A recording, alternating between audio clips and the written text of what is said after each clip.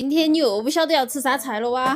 野韭菜5块，认不到的野菜7块，牛肉22，腊肉我妈给我做的，不要钱，7块5，1块2。春天的野菜要抢到吃，不然错过现在又是明年了。今天是儿子喜欢吃的南瓜粽子饭，洗碗盘我一般用1周就丢。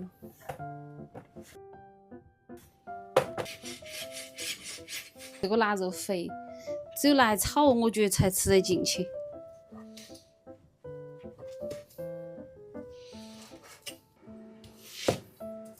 洋葱炒牛肉，一顿吃半个刚合适。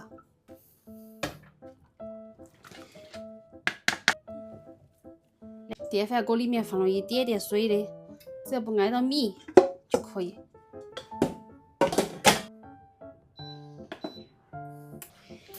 来点油盐，野菜焯一下水，把过下凉水。这个牛肉丝是提前就腌好的，我还放了点姜丝。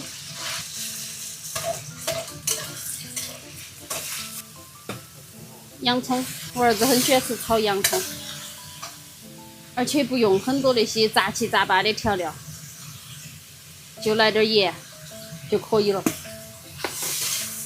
但是我觉得颜色不好看，来点老抽。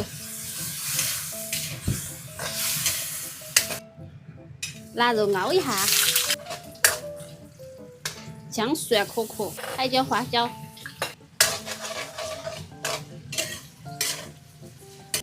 韭菜，这个闻起更香。太喜欢春天了，有太多的美味了。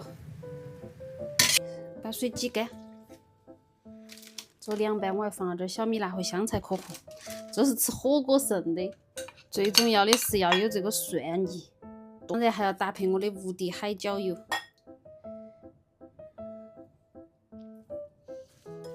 迫不及待想上一个。没任何异味，很清香，有一股淡淡的药香味，不苦。看我的饭怎么样了？